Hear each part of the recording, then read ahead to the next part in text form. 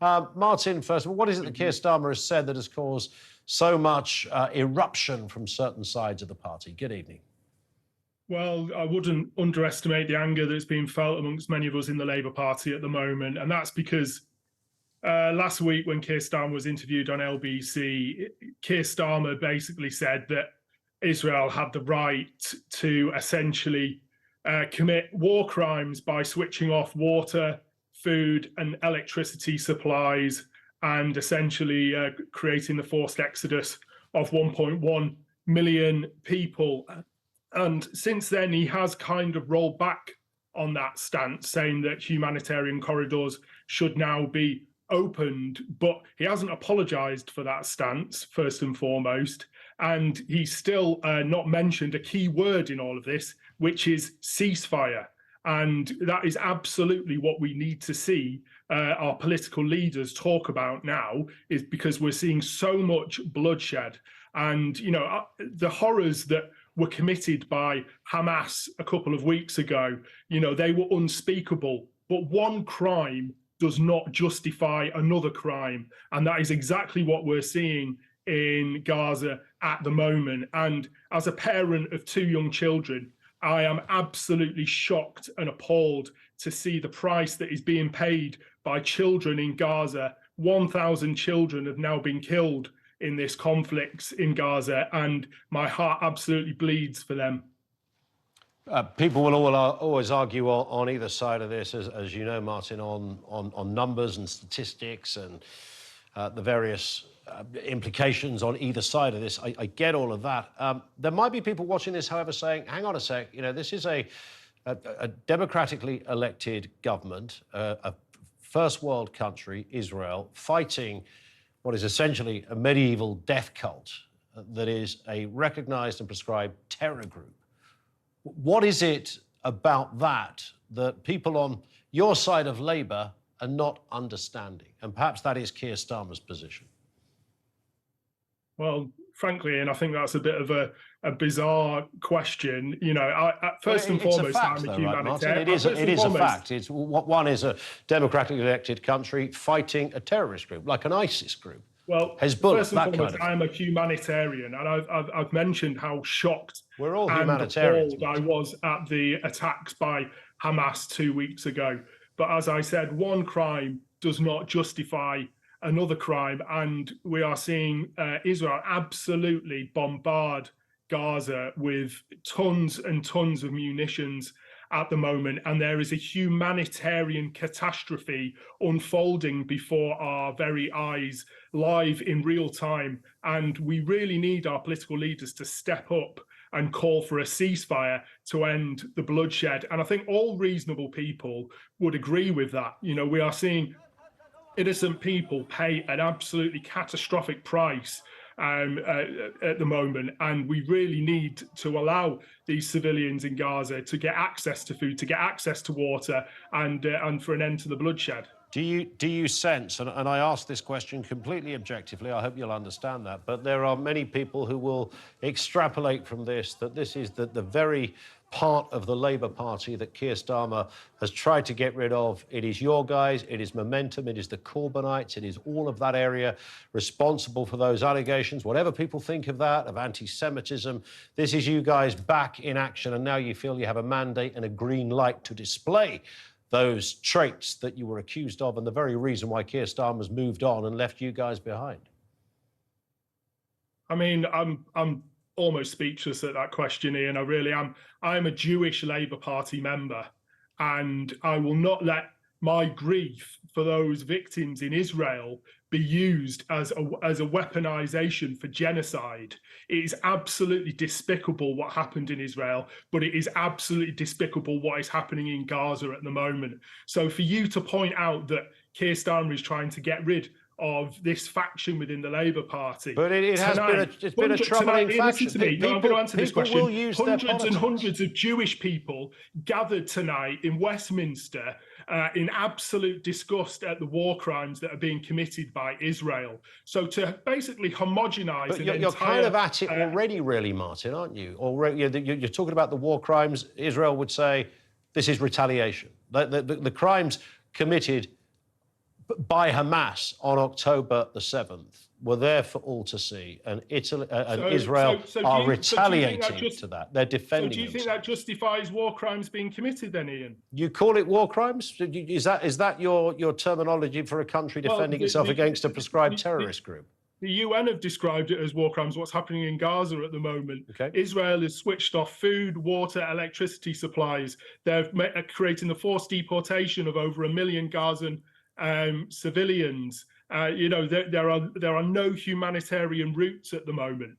These are war crimes taking place before our very eyes. And as I said, one crime does not justify another. I will keep going back to that phrase. And, we need our political leaders to stand up right now and call for a ceasefire and an end to the bloodshed. Let's get a word from Alec Shelbrooke, who's with us, the Conservative MP. Alec, good to see you. Welcome as well. Give us your response to the overarching discussion we've just been having there with Martin. Well, I think, first of all, I was asked by somebody about what I thought about the explosion at the hospital, which has shocked so many people. And I said, well, the reality is that thousands more people are going to die. And I think that what we have seen over the last couple of days is Western leaders trying to work in the area, in the region, to try and make sure this doesn't escalate to a regional level and create even more bloodshed at more borders, and equally trying to work with the Egyptian government at the Rafah border, trying to get aid in. But there are some reports that Hamas are stopping that aid coming in at the Gazan border. So this is a highly complex issue. Where I do totally disagree is this argument about its war crimes and about Israel being somehow the aggressor. The calls for a ceasefire means they want Israel to not respond, not do anything else. Well, we know what happens next. We saw it on the 7th of October.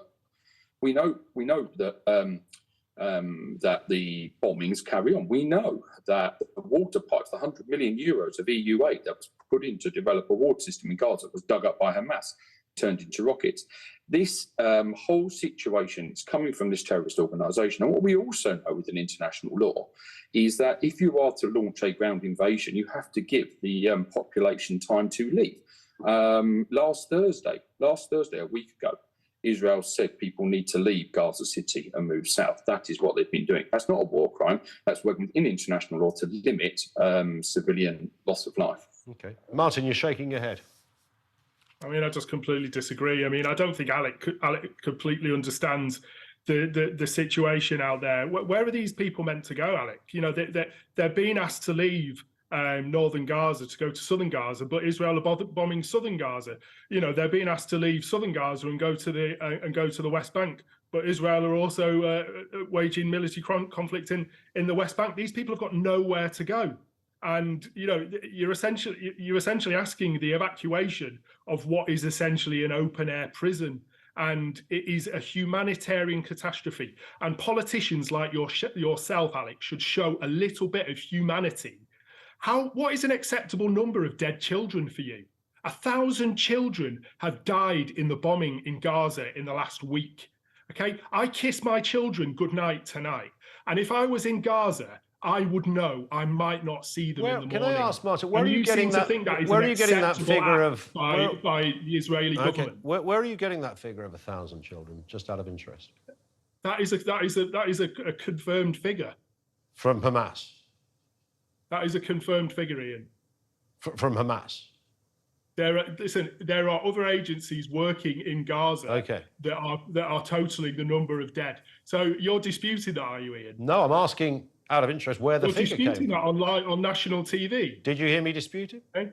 Yes, I did. When?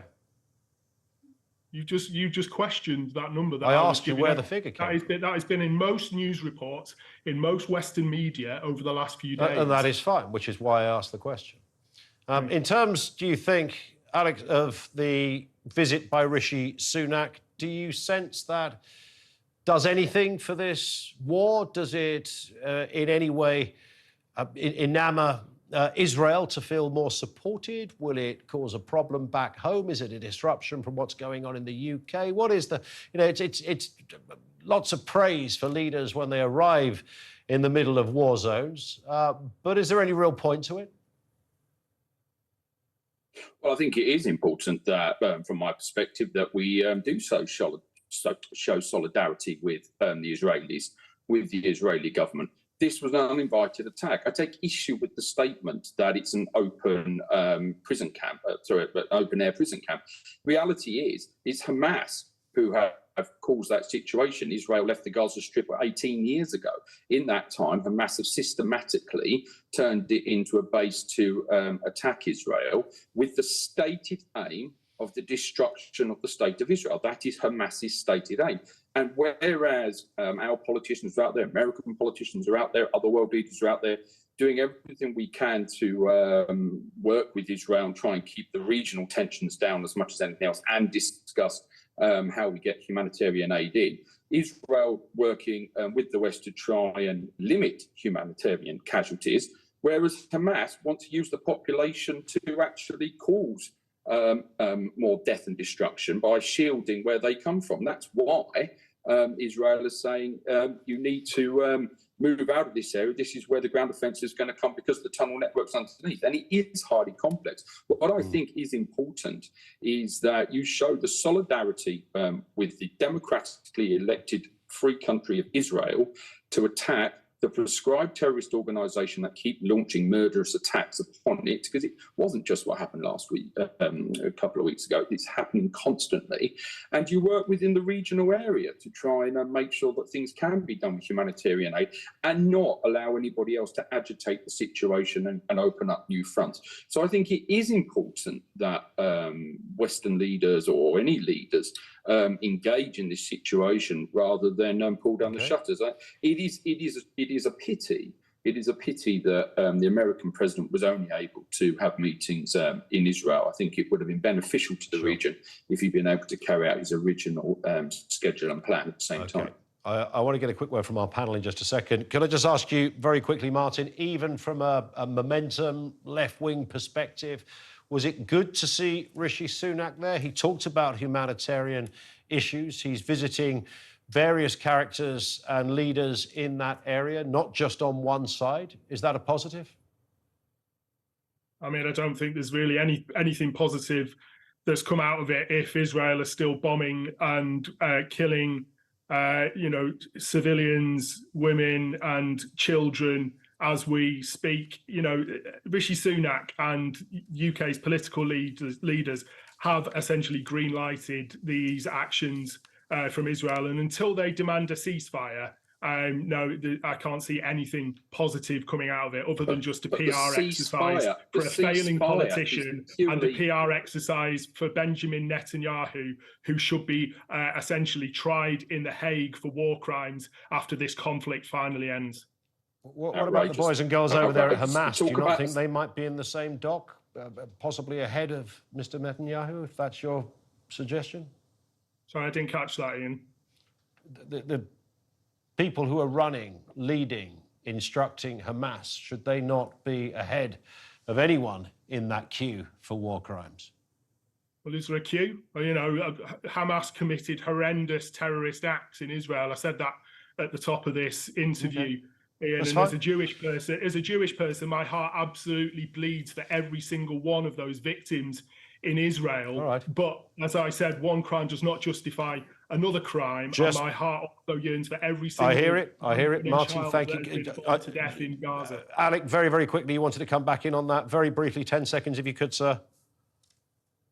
Yeah, simply. I mean, the discussion of a ceasefire means Israel don't do anything. Allow Hamas to attack you again. And the reality is that when talk about war crimes, there are war crimes and terrorist acts being enacted upon Israel on a daily basis, and enough is enough. And if we want to stop the bloodshed and the killing, Hamas has to be taken out as the organisation which is killing thousands of people in Israel and in the Gaza Strip. All right.